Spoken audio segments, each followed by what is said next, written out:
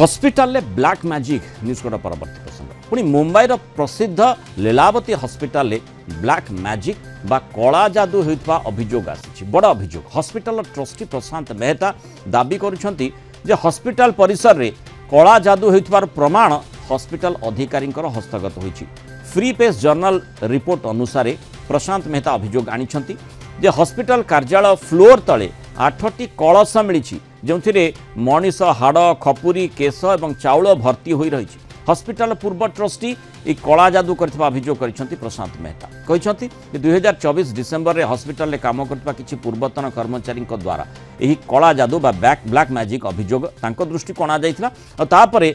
Mehta office floor को भांगिबाकू engineering विभाग को निर्देश देइथिले। फ्लोर भंगा जिबा परे ता तळु 8टी कलश समेत ये सब जिनिस मिलता जार वीडियो रेकर्डिंग ये सब वस्तु हॉस्पिटल ऑफिस रे नकारात्मक प्रभाव पकईवा प्रशांत मेहता। बारंबार अभियोग सत्वे पुलिस एफआईआर ग्रहण कर तेणु कोर्ट द्वारस्थ होते ट्रस्टी तापर कोर्ट निज तरफ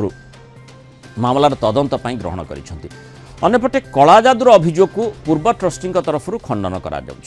किंतु जो हॉस्पिटल और कला जादू ये संपर्कटी केमिति आउ अंततः जोठी रोगी निजर रोग दूर करने जाए सेठी कौनसी जादू टोना कला जादू ये प्रकार कथा ही सामना को आसवा कथा नुहे किंतु एठी केमिति संभवपर कौन कौन ए प्रकार आसी निश्चय तदंत सापेक्ष विषय वस्तु तदंत निश्चय गोटे पटे चली किंतु सामग्रिक भाव में जड़े रोगी जड़े साधारण लोक हिसाब से निश्चय ताकू तर्जमा करिबा एते बड़ हॉस्पिटल और सेठी कला जादू कथा कहा जाउछ। अधिक आलोचना करिबा आम सहित जड़े डाक्तर तथा मानसिक रोग विशेषज्ञ डॉक्टर सम्राट कर जोड़ीछन। डॉक्टर कर स्वागत करिबा आलोचना कला जादू कथा कहला बेले बा ब्लैक मैजिक कथा कहला बेले लोकंक मनरे गोटे स्वतंत्र धारणा सृष्टि होता है किंतु सेठी सेही भितरे माने जो प्रकार कोठी आपण देखिबे जे मन भितर गोटे तेंतुड़ी गछ बा गोटे एभली गोटे मूर्ति जो किछि कला कपड़ा गुड़ा होइतिबो किछि विचित्र वस्तु देखुथिबे ए प्रकार मानसिकता लोकंक मन को सांगे सांगे आसी था किंतु सेटा हॉस्पिटल आसीबो नाही किंतु एठी जो भली सूचना आसुची ये निश्चय टिके माने विचित्र एवं विचलित कला भली विषय वस्तु आम देखा पड़े यहाँ सुपरस्टिशन बा जनक मन गोटे भावना अच्छी जमी जड़े भाव मुझे कौटी गोटे कम करने बाँ गोड़टा आग बढ़ेबी कि बाँ चप्पलटा आग बढ़ेबी यहाँ गोटे मनर भावना भर थाए किंतु यहीटा जब गोटे दृढ़ विश्वास अंधविश्वास परिणत हम कि मुझे किसी गोटे ये फूलटा नहीं नालिया फिता मारी मशा नहीं गले कौन गोटे कार असुविधा हम एवं से जिनटा को जब आउ जन विश्वास कर मनीषर मन उपर भावना उपर गोटे नेगेटिव प्रभाव पकाए केत भावती जे कले हुए तो से बिल्डिंग हो हॉस्पिटल बिल्डिंग हो जेकोसी बिल्डिंग हो सेटा तैयारी करे भल हम सुविधा हम कार किसी असुविधा हेनी लोकों मन उपर भावना उपर ता चारिपटे जो मैंने अच्छा निर्भर करे या पॉजिटिव चिंताधारा नौकरी ना एक ब्लैक मैजिक जोटा कहते एमती गोटे बोनटे रखिले हार्ट रखिले कि पत रखिदे मशाणु रखुच्च कि रखुच्च बोधे या हैरान करने बिल्डिंग बोधे भांगी जीव के जन अच्छा देखिए चाउल नाली सिंदूर पकईकि कहे यहाँ बोले खराब से जिनसा आउ के जन हुए तो भल हो पारे जन डाक्तर हिसाब से जड़े माने जेहेतु डाक्तरी विद्या आम जाचे पूरा विज्ञान सम्मत एवं सेठी ब्लैक मैजिक रो कौन सी भूमिका नहीं किंतु एठी जो भली भाव प्रसंगटी सामना को आसी जड़े प्रथम जमी मुझे कहते जड़े साधारण लोक कि भाव में देखो और जो भली जो ट्रस्टी माने जो वर्तमान से पक्षर कहुचे ब्लैक मैजिक करा जाउथला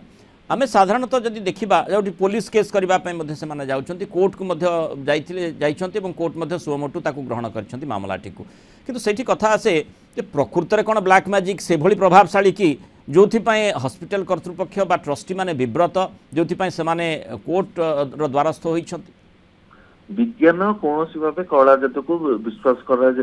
नहीं कौन सी साइंटिफिक रिसर्च रे नहीं जे कला जादू होता द्वारा कौन गोटे प्रोब्लेम घटुची करा जाए नहीं किंतु जितेबाला जो मनीष गोटे आम जिते जन देखुचे रोगी देखुचे कहे आज ऑपरेशन अच्छी ठाकुर को डाक आसो जदि से ठाकुर विश्वास थी ତାର ନିଶ୍ଚିତ ଭାବେ ତାର ଗୋଟେ ଏକ୍ସଟ୍ରା କନଫିଡେନ୍ସ ଆସେ ଯେ ତାର ରୋଗଟା ଭଲ ହେଇଯିବ ବୋଲି। କିନ୍ତୁ ଏଇ ଜାଗାରେ ସେମାନେ ଯୋଉ କହୁଛନ୍ତି ଯେ ଏଇଟା ତାଙ୍କ ମନ ଲୋକ ଯୋଉମାନେ ସବୁ ଲୋକ ଅଛନ୍ତି ତାଙ୍କ ମନ ଭିତରେ ଧାରଣା ଯଦି ଆସିବ ଯେ ଏଇଠି ଗୋଟେ ହାଡ ବୋନ ଲାଗିଛି ଆମର କିଛି ଗୋଟେ ନେଗେଟିଭ ହବ, ତାର ଯୋଉ ଦେଖିବେ ଯେ ସେଇଠି ଜାଗାରେ ଅସୁବିଧା ହେଇଯିବ। କାରଣ ଭୟ ମଣିଷକୁ ଦୁର୍ବଳ କରିଦିଏ। ଆଉ ଯେତେବେଳେ ମନରେ ଭୟ ରହିବ ନାହିଁ ସେ ମାନସିକ ଭାବେ ଷ୍ଟ୍ରଙ୍ଗ ରହିବ। ମନଟା ଷ୍ଟ୍ରଙ୍ଗ ଯେତେବେଳେ ରହିବ ସେ ଯେତେବେଳେ ଯେକୌଣସି ରୋଗ ଦେଖୁଥିବେ ଯେ ବହୁତ ଲୋକ କ୍ୟାନ୍ସରରେ ପୀଡ଼ିତ ହଉଛନ୍ତି ଏବଂ ତାଙ୍କ ମନ ଏତେ ଷ୍ଟ୍ରଙ୍ଗ ଅଛି ସେଠୁ ବାହାରି ପଳେଇ ଆସୁଛନ୍ତି, କିନ୍ତୁ ସେଇ ରୋଗରେ ପୀଡ଼ିତ ହଉଛନ୍ତି ତାକୁ ଧୀରେ ଧୀରେ ଏତେ ବଢି ଯାଉଛି ଯେ ମାନସିକ ଚାପ ପକଉଛି। ତାହେଲେ ଆମ ଯେତେବେଳେ ମନଟା ଷ୍ଟ୍ରଙ୍ଗ ହବନି ଆମ ଶରୀରରେ ବହୁତ ଗୁଡା ଅଂଶ ଯୋଉଟା କି ରିଆକ୍ସନ ଅପୋଜିଟ ରିଆକ୍ସନ କରିକି ଏଇ ଜୀବାଣୁ ଭୂତାଣୁ ଏଗୁଡାକୁ ମାରିଦିଏ, ସେଗୁଡା ବି